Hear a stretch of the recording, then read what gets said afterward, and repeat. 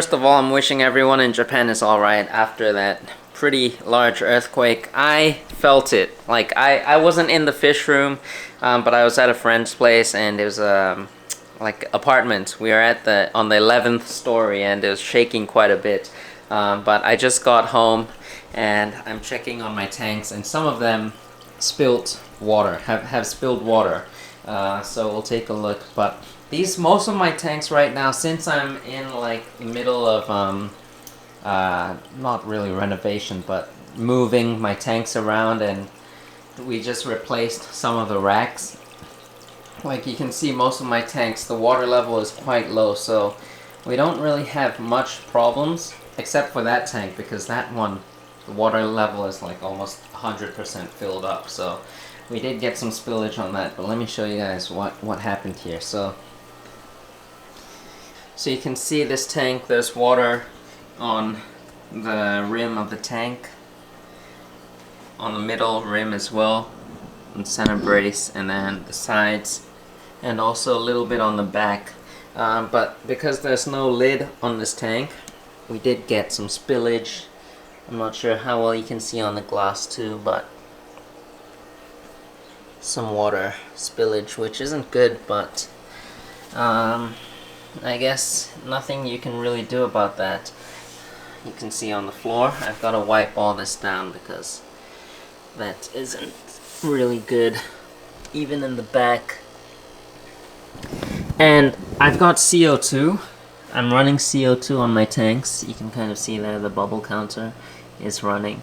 But that's one of the reasons why I'm starting to like tie down my CO2 so it doesn't move even if there's a big earthquake. So yeah, you want to make sure to take safety precautions. And also with these new racks, you might notice that I've put rubber feet, is what I call them. I'm not so sure what they're actually called, but these are like shoes for the wood, and they're made specifically for this size, and they sell them in different sizes too.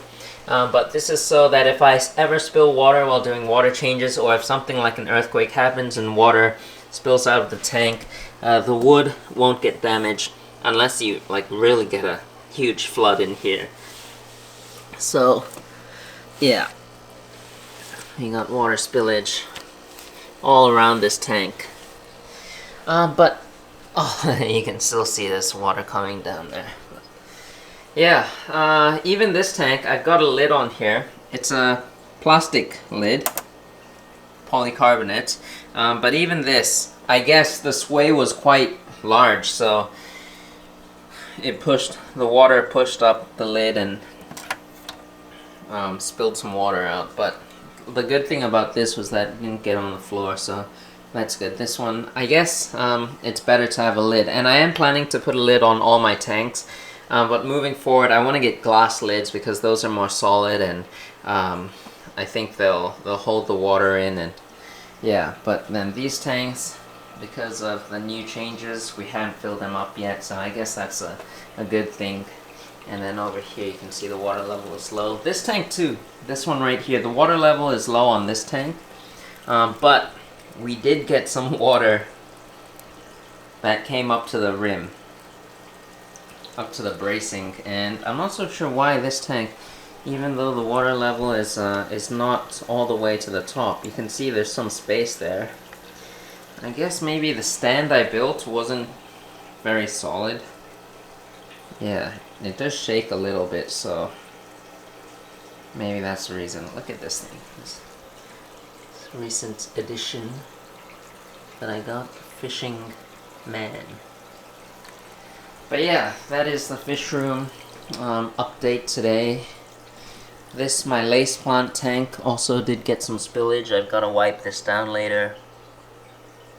The water level is full on this, but the thing is I left it open a little bit because I want some air exchange in here. I don't want to close it up fully, so yeah, we did get some water out of there. And these two tanks were okay. Water level is low. Yeah, just heads up, if any of you out there living in earthquake prone countries, just be careful, take care, and keep your tanks on solid stands and have a lid.